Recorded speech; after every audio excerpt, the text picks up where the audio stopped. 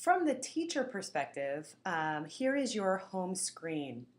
I want to talk about two different types of learning that you can do with reading being the example that we'll continue with. First, there are fiction and nonfiction reading stories. If you click on that as a teacher,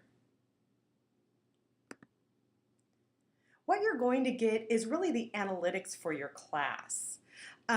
Here's a snapshot. If we were further along in the school year, we would see the date and the total time that the students have spent working in MobyMax in this particular tab, the number of completed stories, and the current lesson that they're on. You can also get a tally here as well. You can also look at student progress and the lessons that they've completed. I wanted to show you the library.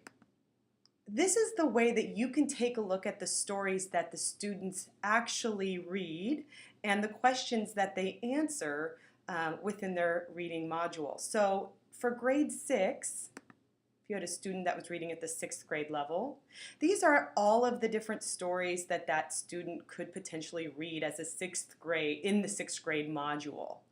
For example, in this particular story, you could be able to take a look at the reading. As you can see, it's kind of a rather long short story. And then you've got these questions here at the end.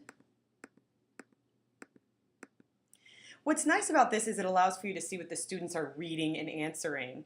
It also allows for you to print copies of each of these if you want to have a student do that on paper instead of online. So it's a nice opportunity for that.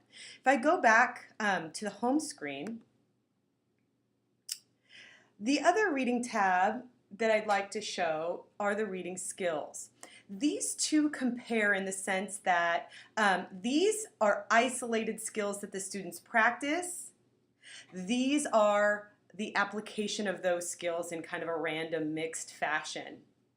So the reading skills, again, you've got, as a teacher, again, you're looking at the teacher version, you've got all of these opportunities for viewing analytics on the students.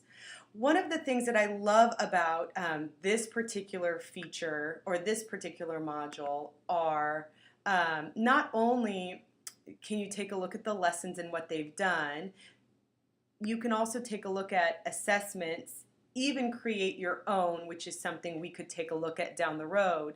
But if you look, this year they've added a tab for short answers. So students actually, when they read and practice reading skills for literature, what's really great is that they have that opportunity to type in a response on some of those answers as well, which is great practice for Smarter Balanced.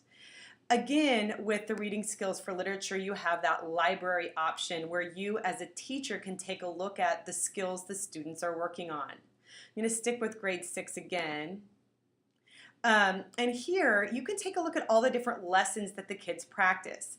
Again, this module allows for them to focus on individual skills or standards if you prefer to think of them as that.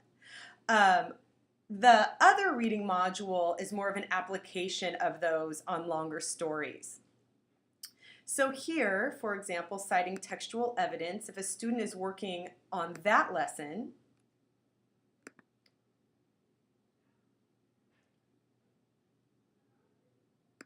they get a nice little mini lesson followed by being able to apply the skill. In the student version, it even begins with giving the student the objective for each of the 3 or each of the lessons that they practice.